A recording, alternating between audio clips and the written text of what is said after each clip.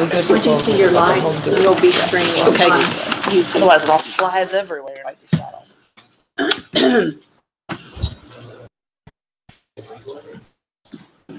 I'll put my tools back. We're on the same page. All right. Welcome to the City Council Conference Committee meeting of November 13th, 2018.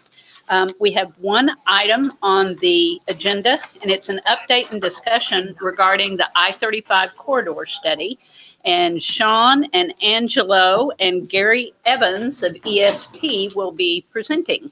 Thank you, Mayor. Council, appreciate the chance to talk. Gary Evans, come on down. Thank you. Let me introduce Gary first. Gary Evans is our project manager, program manager with EST, the engineering planning firm in this area. We've got an office now here, but you're in Oklahoma City. We have an office in Norman. Office here in Norman now. So, Gary spent the better part of his career, probably 30-ish years, working for the DOT, including as the director, I think, in your last. As the chief engineer. Chief engineer. So lots of background in highway design. Of course, you know Angelo Lombardo, transportation engineer. This is transportation planning. I want to distinguish that for you and maybe put into context, as Angelo did for me last week. Many of you just lived through 10 years of construction on I-35. Most of you weren't on council when that program was announced in 2007, but starting in 2008 and ending earlier this year, we finished 10 years of major construction, widening from 4 lanes to 6, from the north edge of the city, not quite to Indian Hills, to the south edge of the city, or the Canadian River. 4 new interchanges, 6 new bridges, and about $200 million worth of investment in I-35 in our city. So that's a wonderful investment and a gift from the DOT and the federal government. But the process of planning for that set of projects began 30 years ago. 30 years ago. After about 20 years of trying to aggregate the money and get all the designs put together, we're able to start construction. That's what we're talking about tonight. We're thinking, you got to think out 20, 30 years, and we're going to come at you from about 30,000 feet here on this plan. You have at your place some of the product of this study that has been going on for about 1.5 years. And frankly, it even made my eyes glaze over a little bit. It's a lot of detail, a lot of technical information. We're just not going to have time to get into It's a glowing endorsement, Sean. Well, it's just, honestly, it's just very technical stuff, and there are so many different options. It's just kind of makes your head spin a little bit. So we're going to try to boil it down for you on exactly what we did. Not going to have time to get into the details, but this is a corridor planning approach for 8 miles of I-35, about half of that in Norman and half of that in Moore. And probably the most important part of this for me is this is the first time in my career, frankly, I think in Angelo's too, where we are at the table with the DOT in a joint study. Not that they haven't always included us, but it was usually the DOT kind of doing the planning and sort of including the cities or counties later. This time we're at the table together from the beginning, and we hope to be there right through the construction over the next 20 or 30 years. So Angelo and Gary are going to kind of frame up what we've been doing for 1.5 years, and then kind of what we'd like to do as our Sean, I-35 was under construction in 1982 when I came down here, so it hasn't stopped. It never has stopped. That's correct. I'm not looking at you guys. Raise your hand if you were born in 1982. Thank you, Sean, for the kind introduction, and good afternoon, Mayor and Council. You know, I would say that for us, the thing that kind of piqued our interest and brought us to the table, we invited ourselves to go talk to ODOT, was Indian Hills Road.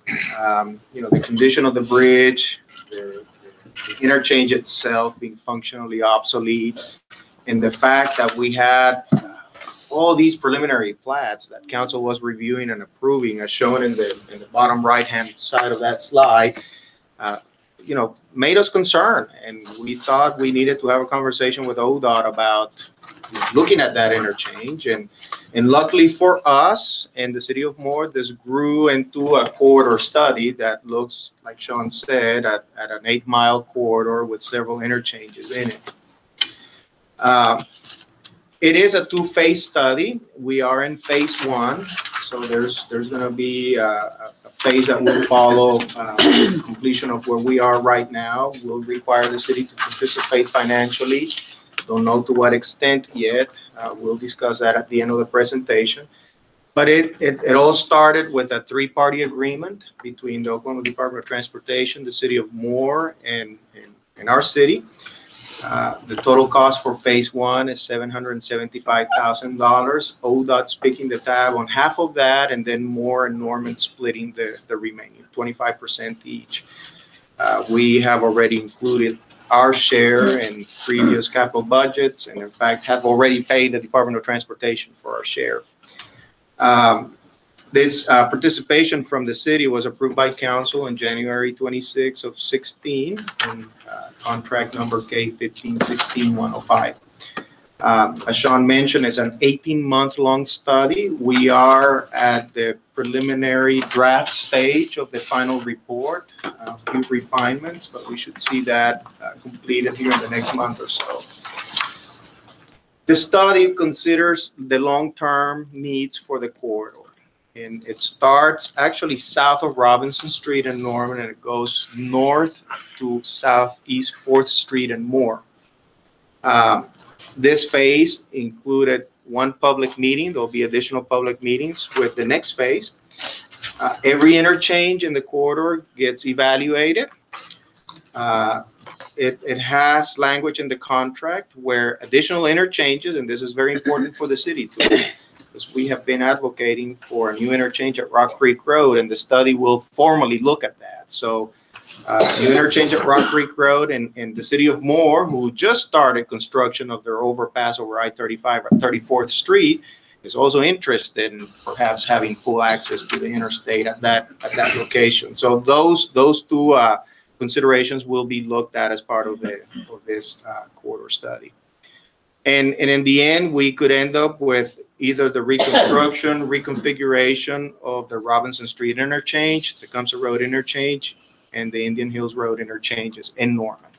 There's additional work that could happen in Moore. So the Indian Hills won't be looked at until the second? Oh, I'm sorry. I left that out. I thought. No, it's there. Indian Hills Road is. Okay. Yes, Councilmember Castleberry. So the 34th and Moore is not an interchange, it's no pass right now? It's the same thing we did at Rock Creek Road, yes.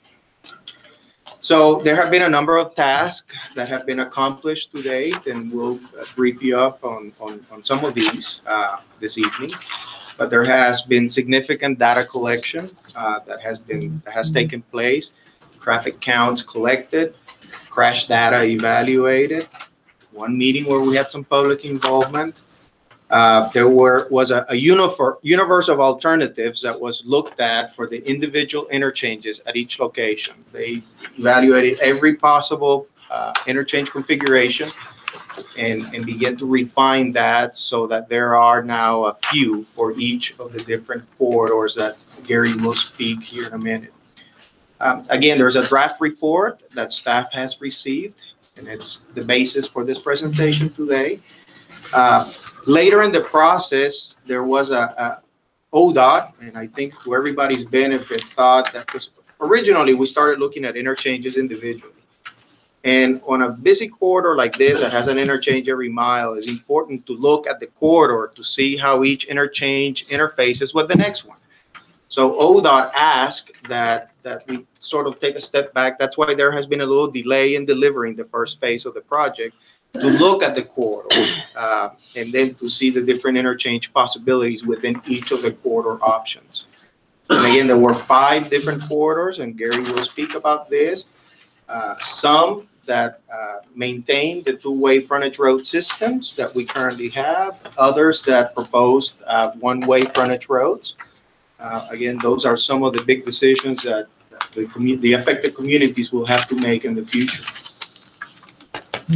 Why did we do this study? Well, there is congestion along I-35. You know, for years I commuted to Oklahoma City when I worked at the Department of Transportation, and you always hope to get to this section and more where I-35 was 6 lanes wide because it finally opened up and allowed you to get home sooner. It is as painful to drive this section of 6-lane highway as it was the 4-lane north of there when I did that commute. There's significant more traffic. and you feel it. So there are reliability issues because of that in terms of travel times, inconsistencies in operation. We have challenges, the communities have challenges with limited east-west access, limited north-south local access. There's not a very good system of parallel roads to I-35 to take off some of the traffic load from the freeway. Insufficient capacity. Many of the crossings lack pedestrian and bicycle facilities, confusing local access patterns, and of course, the perennial issue we have here in Oklahoma with needs and not enough money to pay for that. Early on in the process, specific goals were identified and objectives tied to those goals. The study seeks to address and improve operations, functionality, efficiency, connectivity, safety, and do that in a fiscal responsible manner. And the objective then is to determine what the traffic demand is for this phase one, to seek public input, potential roadway solutions with minimal impact, options for emerging technologies, and then consider local plans. And we had our share of plans, which I deliver on a wheelbarrow to ODOT when they first started this process. But we have traffic impact studies, frontage road studies, we have our comprehensive transportation plan, and all of that was provided and analyzed by the Department of Transportation and EST as part of this effort. The evaluation of current conditions then was done by collecting data in the year 2017, traffic volumes at numerous locations. That was modeled. Transportation network was developed to model that. And there were a few things that are not there. They're not constructed yet, but there is a level of commitment made by either ODOT or the city that we're going to make those improvements. And those were assumed to be part of the network that was modeled with the 2017 traffic. Specifically, the improvements we're planning to do on Robinson Street, west of I-35. Those were taken into consideration in the analysis. The bridge that Moore is building, that was also considered. The restriping of I-35 between Robinson and Main, this actually was completed already. But if you recall, when the Main Street interchange was finished, there was a section that didn't have the third southbound lane between Robinson and Main Street. ODOT has since done that. So that was assumed at the time it was modeled and got done during the time that this study was ongoing. And then the Indian Hills Road Bridge. Specifically the replacement of the bridge. That's the only project that's committed right now. There's no plan to reconfigure the interchange. The bridge is getting replaced in the ODOT program with a 4-lane bridge, but maintaining the same access that we currently have. The 2017 design traffic data was developed again from the collection of the data. It was projected to 2045 to analyze the network under current traffic conditions and under the projected traffic conditions for the year 2045. And, level of service is what we engineers use to assess how well a facility is functioning. And level of service can be from A to F, and it's like grades in school. Level of service A is good, level of service F is bad. And the takeaway from this slide is that under the 2045 traffic conditions, I-35 is expected to operate most of the segments in the corridor at level of service F. This is really important that the study has revealed this, because before we undertook the study, there was absolutely no plan to do anything to improve I-35. And this basically says we got to do something about it. And I think ODOT will figure out a way in the years to come to include funding to begin to roll projects in the next 30 years, like Sean was saying. There was a collision data, crash data that was analyzed over a 4-year period. And, you can see this is just one of the graphics in the report, but the concentration, the highest concentration of collisions on the corridor is actually between Tecumseh Road and Indian Hills Road. Then we had the one public open house meeting we had, which was held in April of 2017. I don't know if any of you had an opportunity to attend. It was held in Moore at their community center. And citizens basically were given an opportunity to take a sticky note and begin to make comments about the corridor, things they like, things they don't like, things that they consider deficient. And from that, a list was developed of just the initial reaction from the public in terms of the corridor and the opportunity that we may have to improve it.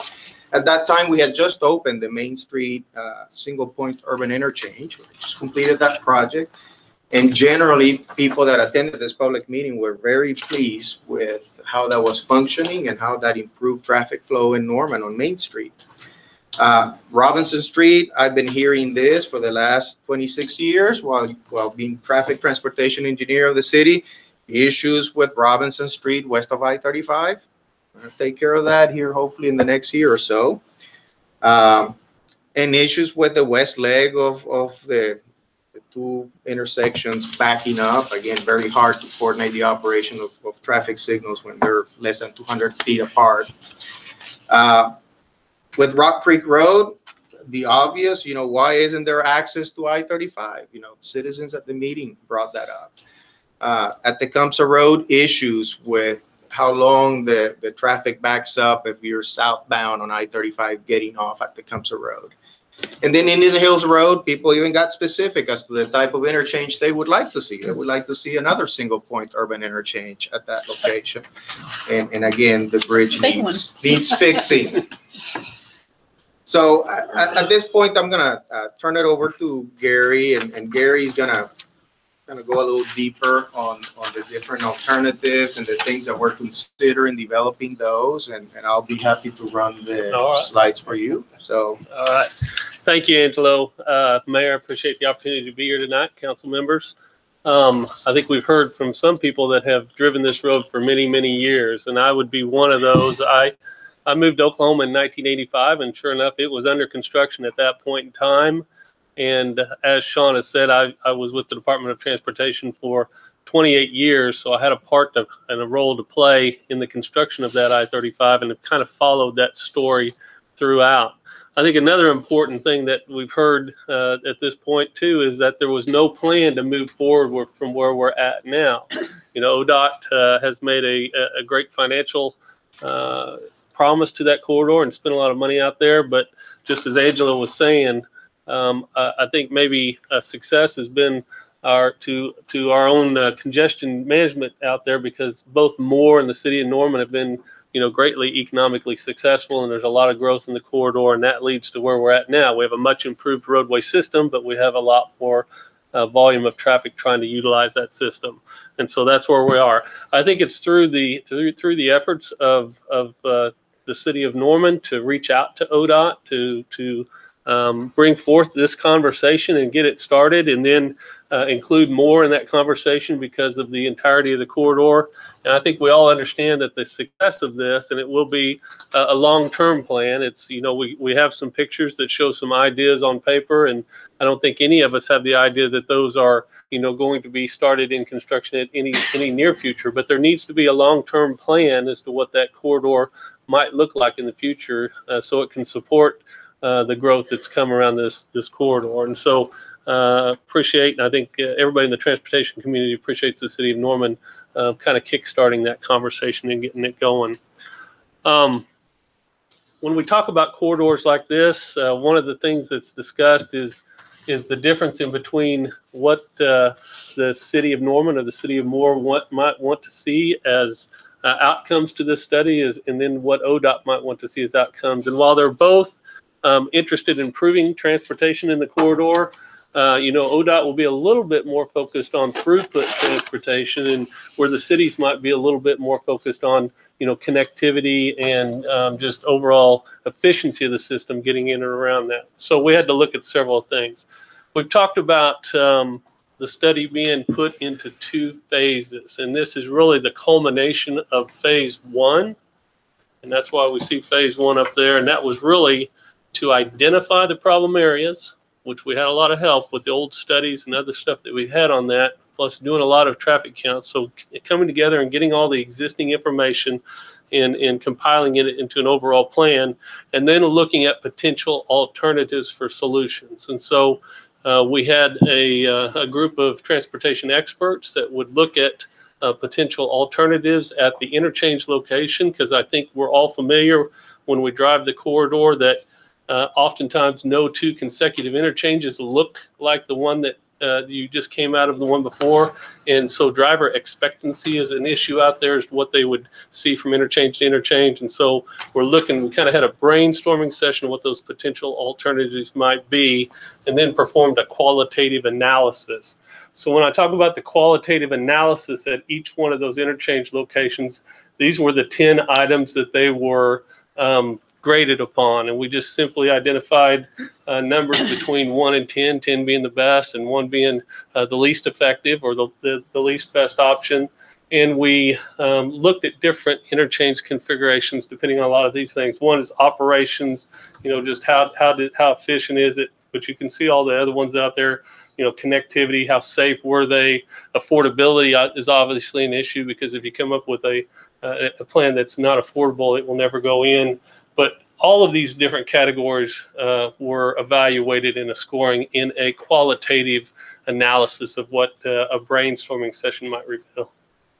So out of that, when we talk about the different options, and you have some maps in front of you that show some options on them for interchanges, I would tell you that the options that are shown on those maps are the result of this qualitative analysis. We're still subject to change. So we shouldn't say, if it shows, for instance, the first one on there's a diamond interchange, and you look at the map and it shows a diamond interchange, please understand that picture was drawn based on experts' opinions on what they think might work, but the interchange has not actually been analyzed with the traffic. We've gathered the existing traffic, but we forecasted that existing traffic to 2045, but we haven't distributed that traffic and thought about the new generators of traffic and stuff that would change that. So when those calculations go on, that's when it will become more apparent as to which ones will be there. But you're looking at diamond interchanges. I think everybody knows what that is, where you just simply have an off and on ramp that comes to the cross street, and you have a ramp that kind of looks like a diamond. I think we're all familiar with that. A tight urban diamond is a similar configuration, but it might be where you have right-of-way constraints or some other obstacle out there, so you pull everything in close. You see a lot of tight diamond configurations up on the north end of I-35, getting up towards I-40 in that area where they sucked everything in with retaining walls, those sorts of deals. Go back to that slide there, Angelo. Oh, you can go through them that way then. Single point urban interchange, and this is the one that is currently at Main Street. At Lindsay. That's pretty.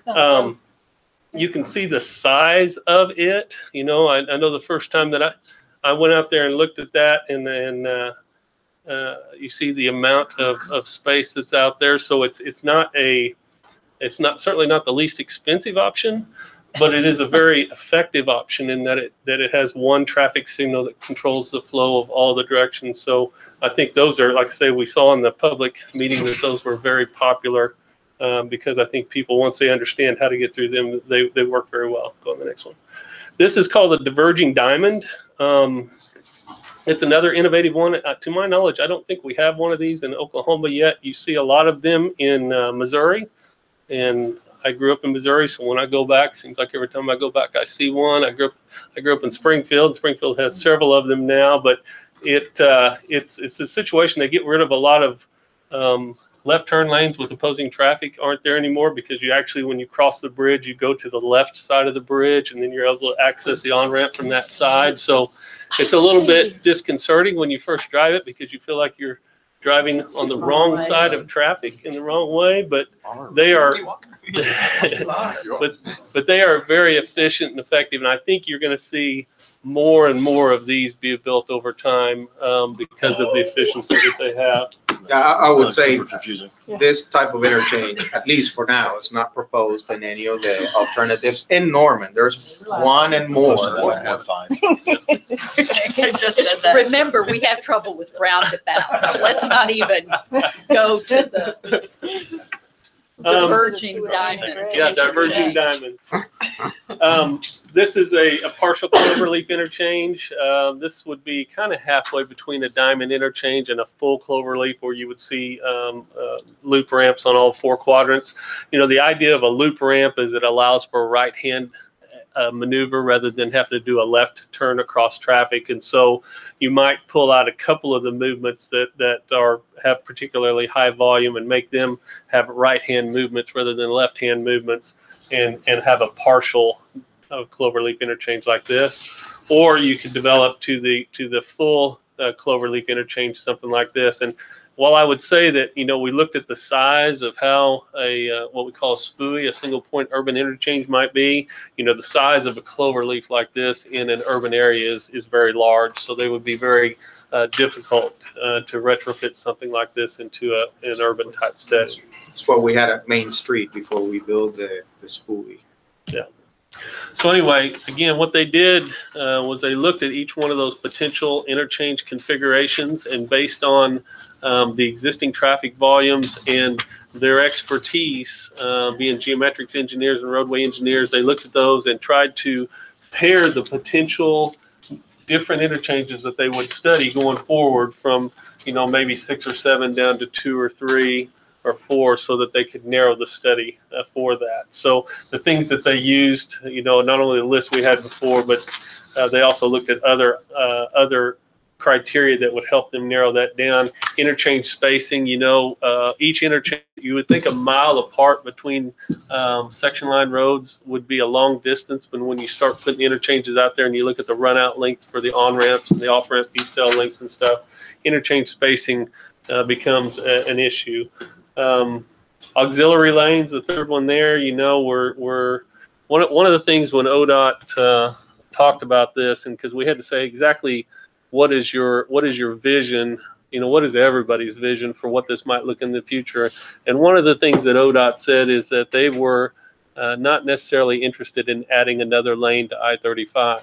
They felt that they had made an investment in I-35 and that there was not a lot of physical room out there to add another lane.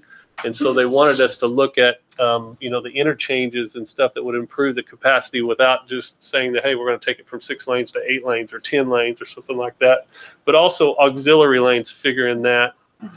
You know, you might not have an additional lane going all the way through the corridor, but you could have a lane connecting an on-ramp to an off-ramp, or you might have another lane on a frontage road that would help traffic maneuver through there. We have that at Main, between Main and Robinson. There are auxiliary lanes. There's an extra lane that starts at Main and ends at Robinson. So. Yeah, looking at U-turns, obviously U-turns would come into a one-way frontage road type of discussion, often referred to as Texas turnarounds. People like the idea that they can get off at an interchange and not have to go through the traffic signals to get back on and go in the opposite direction, be able to take this Texas turnaround. It's an effective way, but you can only have Texas turnarounds in a one-way frontage road scenario. You don't have Texas turnarounds in two-way frontage road scenarios. Different grade separations. We're talking about, you know, would the highway go over the local street? Would the local road go over the highway? Those types of things are considered. I don't know which other public acceptance and affordability, I guess, you know, we're always concerned at the end is what all of us, you know, what our constituency would want to see out there for the future. We have a lot of citizens and a lot of businesses that are concerned about, obviously, what those roadways look like in the future.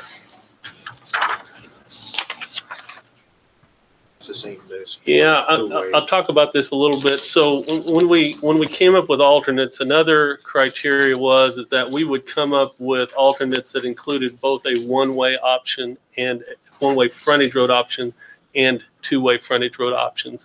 And I think that's just to kind of cover all the bases in really the different types of corridors that could be developed. And so we wanted to include that in there. So this is just kind of contrasting the one-way frontage road options with the two-way Gary, frontage road options. I know Yes. that somebody just mentioned to me recently that they were finally changing their mind and thinking that the one-way frontage roads were okay. And this is Mhm. someone that does a lot of development. Right. I understand why businesses want two-way. I understand why residents want two ways Right. because they don't have to go out of their way.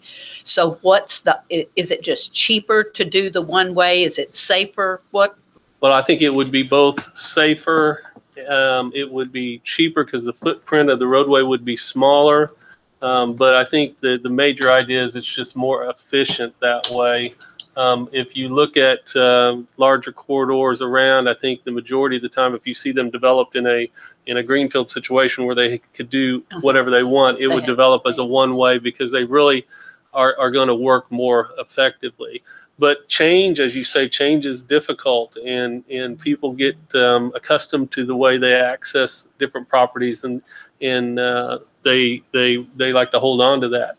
Now we will have origin destination studies going through here. We'll pick points along that are adjacent to the roadway and do some studies of the time it takes you to get from one place to the other, because oftentimes you'll find out in a one-way frontage road situation, the length of travel will be greater because you might have to go down and come back, but the time of travel will be less because there'll be less congestion involved. And so it's a trade-off between time and So you'll length. be studying that, Councilmember Hittman. One of the things I had heard on this issue was if we converted these, or that if they were one way, that ODOT would maintain the frontage roads if they were one way, but because ours are two way, the expense of maintaining those frontage roads is on the city. Is that, do we know if that's accurate? I would have to let ODOT speak to that. ODOT, That's, I think, something that should be a part of the, I the think, consideration. yeah, I think we need to let ODOT speak to that, and would want them to answer that question. Okay. Now, the last bullet in this slide speaks about the complications of a two-way frontage road system in terms of the type of interchange you can have, and you end up like we have here in Norman with their kind here, calling it just a highly customized design. I would have other choice words to describe what we have here, but that's what happens when you have to deal with a two-way frontage road. It's what happens when it hits the interchange. I think the other thing we talked about is low-cost interchange alternatives. We want to meet the demand that's out there, but we don't want to create a solution that is so costly that it can't be delivered. And so we'll keep that in mind as we go throughout this. We're looking at, one of the things, avoid rebuilding the bridges. We have some bridges out there that are in bridge years are fairly new. And so we wouldn't want to have a situation where we would remove a bridge that was recently constructed in order to change it in some way or other. Able to implement in a short time frame. Again, there's none of the way that this will happen is once we get this plan completed, then is when ODOT and the local governments would get together and decide on what projects might be broken out and how it would be pursued in funding. So there's no, even on the ODOT side, and I'm sure not on the local government side, there's no funding at this point in time tied to these projects. We're looking for what the solution might be, and then we'll seek, but we need to keep those as economical as possible going forward. Again, the universe of alternatives, they looked at all of this. They looked at the previous studies, two-way versus one-way, and came up with a summary table that showed those. That summary table was what then was transferred over to the drawing that you see today. So go ahead to the next one there. I think I've talked about this at phase one screening. I think in the end, here was the five alternatives. What we see is that during this phase one, we would come up with five alternatives to do a math analysis of analysis of how they work, and we would narrow that five down to three. We would come up with three that we think would work. We would take those three to the public, to a public meeting, and get comments on those, eventually getting down to one alternative that we would get cleared environmentally and would be the recommended alternative. So here are the five that are remaining at this point in time. And again, if you look at it, we wanted to maintain both a one-way frontage road alternate and a two-way frontage road alternate so that we had both of those. And so the very first one up there, the one-way frontage road alternate, option one would say that there is access at both Rock Creek and 34th Street where no access is at this point in time. I'll compare that to number 3 up there, the one-way frontage road alternate. 1B would be the same interchanges down through the corridor, but without access at Rock Creek or at 34th Street, or even a change of the way. There's not access at Franklin, but a change in the way Franklin ties to the frontage roads. And the reason we're going to have to do that is that ODOT and FHWA are very concerned about, again, what I said before about throughput on the main line. And so when you have access points, it potentially provides for congestion and would hinder throughput on that. And so it's not that they would say that they wouldn't consider that, but they would need to see the difference between what a alternate would look like if it had access at Rock Creek Road and what it would look like if it did not, and then compare the two together to come to their conclusion as to what they would be thinking. So that's the difference between option or number 1 up there and number 3 up there.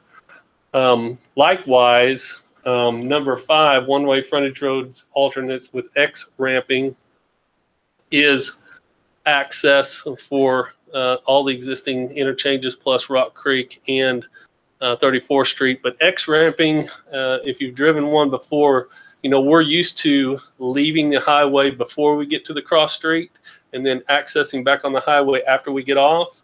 X ramping switches that the other way around so that you would go past, say you went under Indian Hills, for example, and then you were able to get off the frontage road at that point in time, and you would travel down the frontage road, and then you would get back on the main line before you got to the next cross street to the south. And what it does, it allows for more traffic to be on the frontage roads and let them support the main line. And you see this in a lot of major metropolitan areas too. It also provides additional access for the properties that are fronting that because they just have more visibility if you come off right after you go and then you travel down on the frontage road. So that would be those. And then number 2, there's the two-way frontage road option. And the two-way frontage road option does not have access at Rock Creek or at 34th Street. Let's see. Obviously, then we have the other option here, I guess, is the no-build option. Anytime you go through a study to look at improvements to the corridor, they have to be compared back to the no-build option to see what types of improvements are being garnered through the process. So the no-build option. And this is just a sampling of the handout you have. You know, we have one snapshot of one section of the corridor for each of the options. So yeah. So what's the yellow boundary? Is that the study area? Yeah, the kind of the orange boundary there. Yeah, that would be the study area, because along with traffic movements, you're also looking at environmental impacts. And the environmental impacts would not only consider the human environment, but also the natural environment. So we're talking about how does it affect me as a citizen and what I do every day, and then how does it affect, you know, nature. So is that a potential build zone? So to speak? No, that would just be the areas that we think might be affected by any improvements, and that would need to be considered in the study. So again, if you lived a lot of Franklin, and that's Ruby Grant Park, and we're about to do a bunch of building there, and it looks like.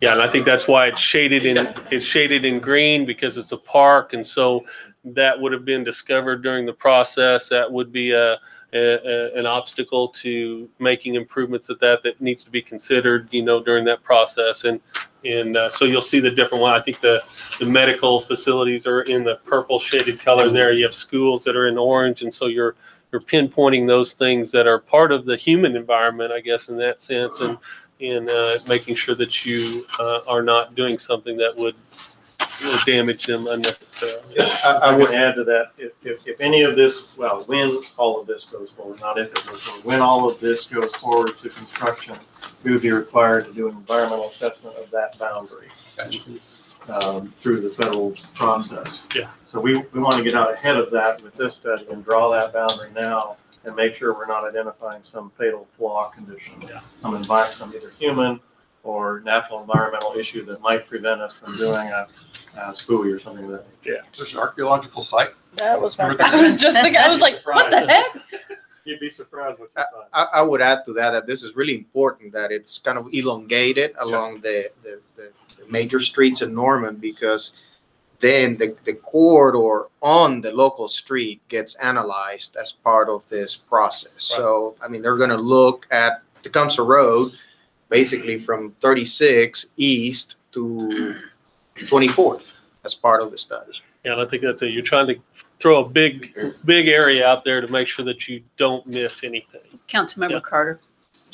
Okay, pardon me, Angela. Okay, so why we're here is, so you have basically, this is in phase one. We're coming to a conclusion of phase one, and your phase one is narrowing down your alternatives down to this list of 5.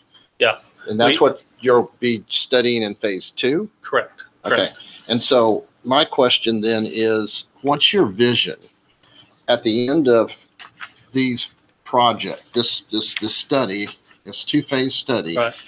You're going to have a recommendation for this corridor that's going to be one of these 5 options. And so, and if I understood your opening remarks, our 2045 grade is F. What's your vision for our 2045 grade with the options that you have here? Right. And I wouldn't be able to answer that yet because we haven't done those calculations to see. But what's your vision? What's your hope? What's your dream? I mean, a best case scenario, what would you think could be the possibility? You shoot for a B or a C or what's your grade point here? Yeah, I think normally you'd be shooting for a C or better.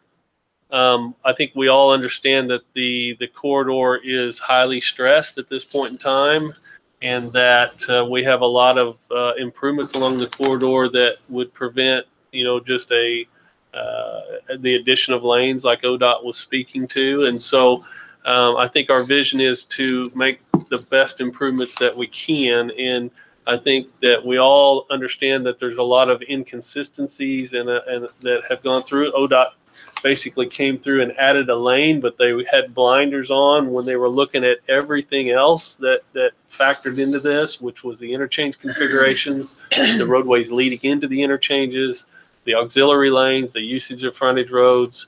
They really just went through and pushed another lane through the corridor. So we'll have to see what our numbers come out. Let me offer one more, if I may, Dr. Cutter. Our current standards in the city, and when we're looking at new development projects, and we bring you traffic impact analyses, TIAs, our minimum level of service is D. D as in dog.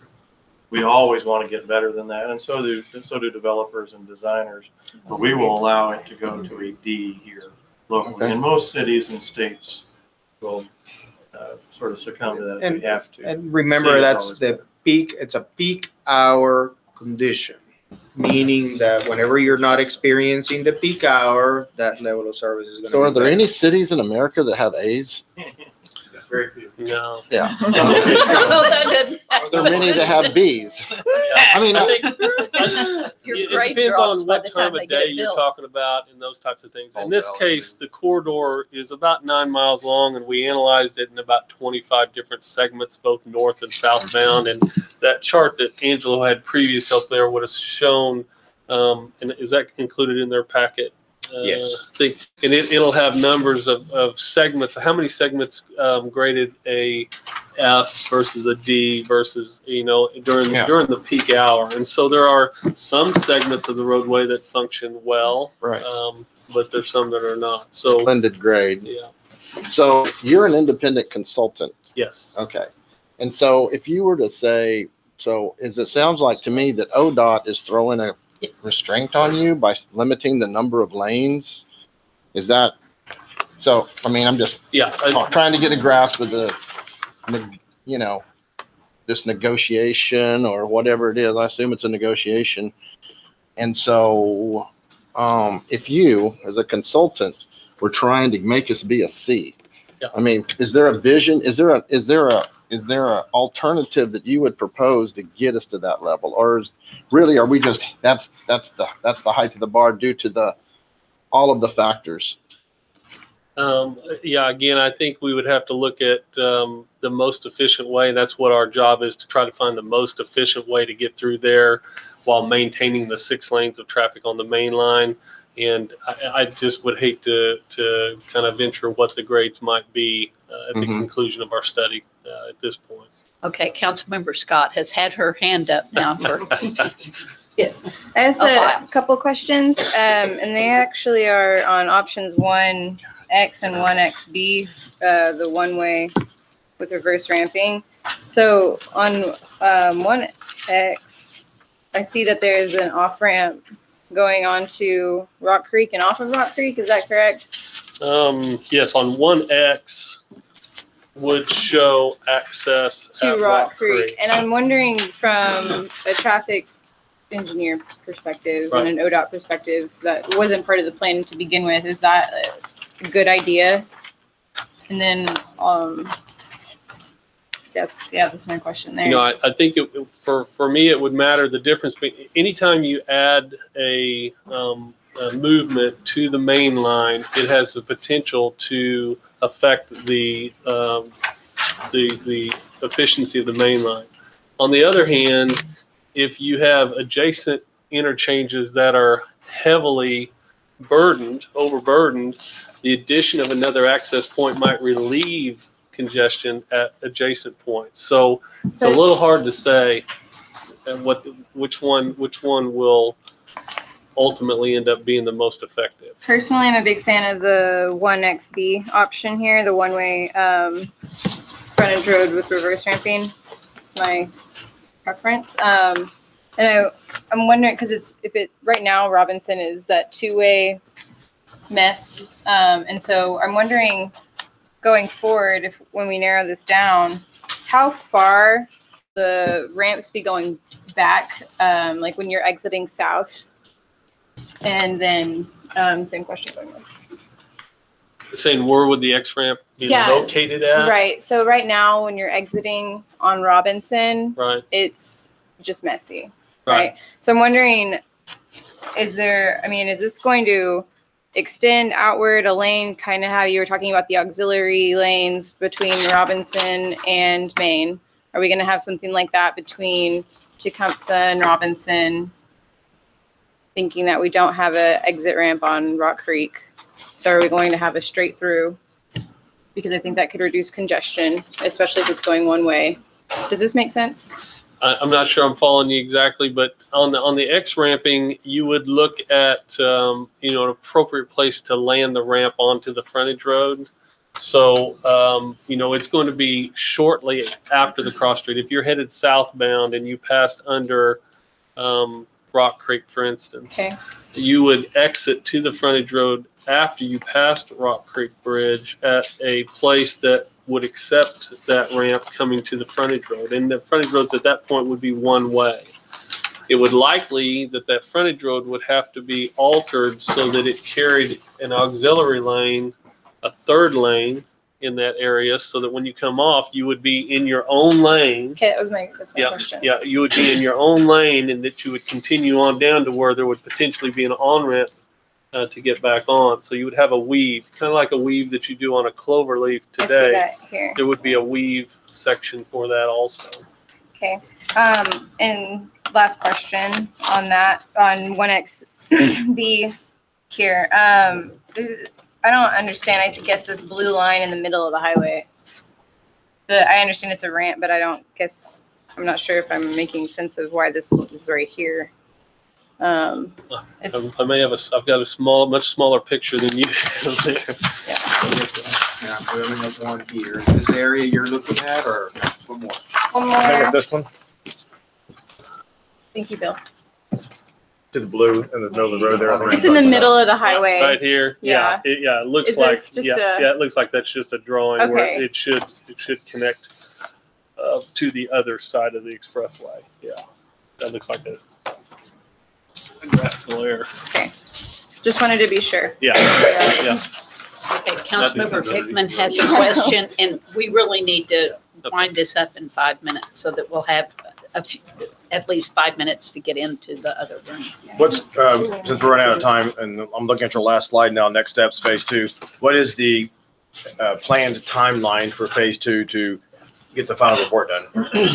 I think what we're looking for as a consultant is a consensus from the three owners that they will want to move forward to phase 2. The city of Norman, the city of Moore, and ODOT. And so just like there's a meeting today with the city of Norman, I think there's a similar meeting planned with the city of Moore and with ODOT also. And then the three owners will get together and decide if they want to move forward with that. So Let's just say that they do. How long will phase 2 take? What are we planning for how long they'll take? A year, 10 years? We have tentatively discussed with our partners bringing back the amendment contract to council in January at the earliest. And Gary, what are your thoughts? my thoughts would be in the 1 year time frame. So about January to December of 19, if council supports it.